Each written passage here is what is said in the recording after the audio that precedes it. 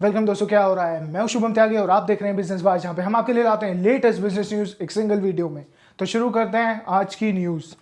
पहली खबर में Bangalore based startup fresh to home ने रेस कर लिए हैं $121 मिलियन आईडीसी फंड से, जिसे दुबई की गवर्नमेंट ऑपरेट करती है। फ्रेश टू होम मीट और फिश को रिटेल शॉप्स के थ्रू सेल करने वाली कंपनी है, जो कि डायरेक्ट किसानों और फिशरमैन से इन्हें ऑब्टेन करती है, मिडलमैन को हटाकर। 2019 में फ्रेश टू होम ने सेल्स की थी 600 करोड़ की, और इंडिया में फिश एंड मीट का मार्केट है $94 बिलियन का। इसके बावजूद कि इंडिया में 90 करोड़ से ज्यादा लोग वेजिटेरियन हैं।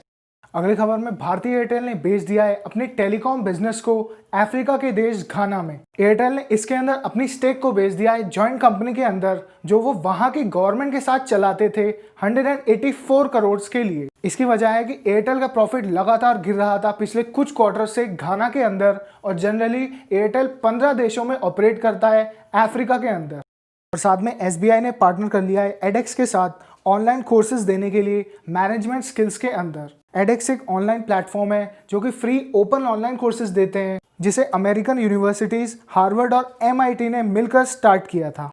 और एसबीआई की ही लाइफ इंश्योरेंस देने वाली कंपनी एसबीआई लाइफ ने लगभग 2 गुना प्रॉफिट रिपोर्ट किया है जुलाई से सितंबर के क्वार्टर में 300 करोड़। पिछले साल इसी क्वार्टर में कंपनी ने सिर्फ 130 करोड़ का प्रॉफिट रिपोर्ट किया था। और एसबीआई लाइफ एसबीआई और बीएनपी परिबास की जॉइंट वेंचर की कंपनी है, जिसे 2001 में स्टार्ट किया गया था इंडिया में लाइफ इंश्योरेंस देने के लिए। साथ में एनटीपीसी ने अनाउंस कर दिया है बायबैक अपनी कंपनी के स्टॉक के लिए सितंबर क्वार्टर के रिजल्ट आने के बाद। इसके अंदर कंपनी अपनी कंपनी के स्टॉक को खरीदेगी 115 रुपीज पर शेयर पर, जो कि कंपनी के अनाउंस करने के टाइम पर है 89.5 रुपीज पर, जिसमें एक तरह से कंपनी अपने प्रॉफिट्स में से अमाउंट को इन्वेस्ट करेगी वापस कंपनी के अंदर। सितंबर क्वार्टर में एनटीपीसी ने 3504 करोड़ का प्रॉफिट रिपोर्ट किया है, जो कि इंडिया की बिगेस्ट इलेक्ट्रिसिटी बनाने वाली कंपनी है। अगली खबर में आरबीआई ने फाइन लगाया है 1 करोड़ रुपए का जियो पेमेंट्स बैंक के ऊपर। इसके अंदर जियो पेमेंट्स बैंक ने अपने एमडी और सीईओ को रीअपॉइंट किया था बिना टाइम से एप्लीकेशन दिए हुए आरबीआई को, जो कि आरबीआई की गाइडलाइंस का एक वॉयलेशन है। और इंडिया में यूपीआई पेमेंट्स को मैनेज करने वाली एनपीसीआई ने लॉन्च कर दिया है रुपए फेस्टिवल कार्निवल डिस्काउंट ऑफर्स देने के लिए। इसके थ्रू एनपीसीआई रुपए डेबिट कार्ड्स के थ्रू किए गए ट्रांजैक्शंस पर 10 से 65% तक का डिस्काउंट ऑफर कर रहा है इंडिया के लोगों को शॉपिंग करने के लिए। इसके थ्रू एनपीसीआई डिजिटल ट्रांजैक्शंस के साथ साथ रुपए डेबिट कार्ड को भी और पुश देना चाहता है भारत के अंदर। और साथ में जापानीज रिटेलर उनिक्लो ने भी शुरू कर दिया है ऑनलाइन डिलीवरी अपने प्रोडक्ट्स के लिए इंडिया के अंदर। उनिक्लो एक बड़ा अपैरल रिटेलर है दुनिया में, जिनके 2000 से ज्यादा स्टोर्स हैं अलग अलग देशों में। इंडिया में ऑनलाइन डिलीवरी काफी तेजी से बढ़ रही है पिछले कुछ सालों से, और कोविड-19 आने के बाद और ज्यादा कंपनीज इन सर्विसेज को ऑफर कर रही हैं अपने कस्टमर्स को, अपने गिरते हुए बिजनेस को बढ़ाने के लिए।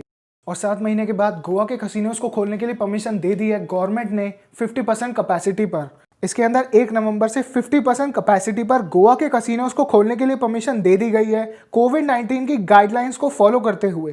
साथ ही इसरो और नासा ने डिक्लेयर किया है कि उनकी जॉइंट सैटेलाइट निसार को लॉन्च किया जाएगा 2022 में। 2014 में इंडिया और अमेरिका की स्पेस एजेंसीज ने एक एमओयू यानी मेमोरेंडम ऑफ अंडरस्टैंडिंग को साइन किया था, जिसके तहत वो मिलकर एक जॉइंट सैटेलाइट को डेवलप करेंगे। इस सैटेलाइट को स्पेस में लॉन्च करने के बाद ग्लोबल वेदर, ओशंस यानी समुद्र और मरीन रिसोर्सेज को स्टडी किया जाएगा।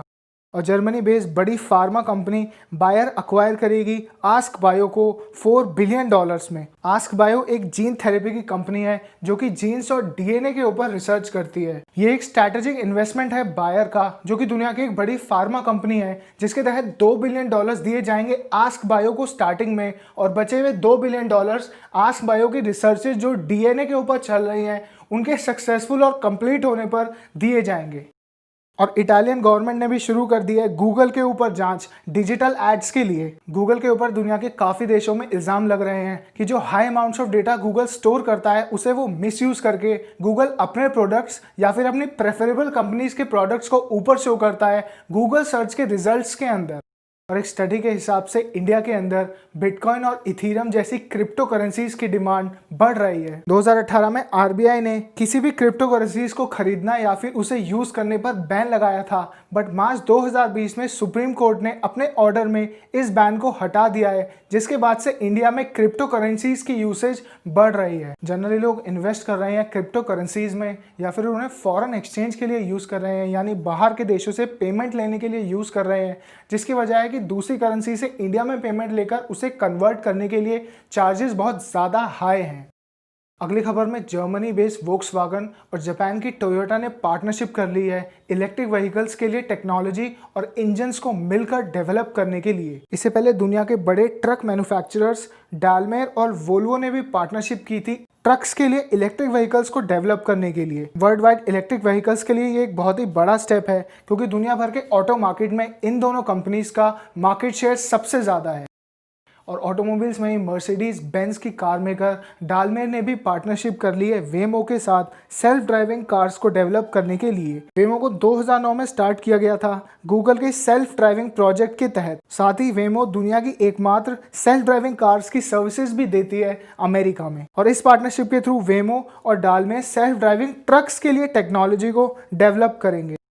और साथ में दुनिया की एक बड़ी IT company Europe based SAP की मार्केट कैप $33 बिलियन तक गिर गई है 2020 में। इसकी वजह है कि कोरोना वायरस के बाद लॉकडाउन के बाद कंपनी का बिजनेस लगातार गिर रहा है यूरोप के देशों में। साथ ही कंपनी का कहना है कि कंपनी के प्रॉफिट्स में देखी जा रही गिरावट में रिकवरी 2 से 3 साल में हो पाएगी। इंडिया के लिए एक पॉजिटिव न्यूज है, क्योंकि इंडिया की बड़ी आईटी कंपनीज सर्विसेज को एक्सपोर्ट करती हैं दुनिया भर के देशों में। साथ ही इंडिया की आईटी कंपनीज के रिजल्ट्स बेटर देन एक्सपेक्टेड रहे हैं 2020 में, और उन्होंने ज्यादा प्रॉफिट रिपोर्ट किया है पिछले साल के कंपैरिजन में। और ट्रीबो ने रेस कर लिए हैं 10 करोड़ एंजल इन्वेस्टर्स से, जिसके अंदर पेटीएम और फास्टहाउस जैसी कंपनीज के फाउंडर्स ने भी इन्वेस्ट किया है। इंडिया की होटल इंडस्ट्री में ट्रीबो ओयो के बाद सबसे बड़ा स्टार्टअप है। हालांकि ओयो के विदेशों में भी होटल से टाई अप है, बट ट्रीबो का फोकस अभी सिर्फ इंडिया के मार्केट पर है। और इस इन्वेस्टमेंट्स के थ्रू ट्रीबो का कहना है कि वो और नई सर्विसेज प्रोवाइड करेंगे अपने कस्टमर्स को। फाइनली दोस्तों, आज के बिजनेस न्यूज़ में आपने कुछ भी नया सीखा हो तो वीडियो को लाइक करें और चैनल को कर सकते हैं सब्सक्राइब, जिससे लेटेस्ट बिजनेस न्यूज़ पहुंच जाए आप तक। तो सीखते रहिए दोस्तों, बढ़ते रहिए और मिलते हैं अगले वीडियो में।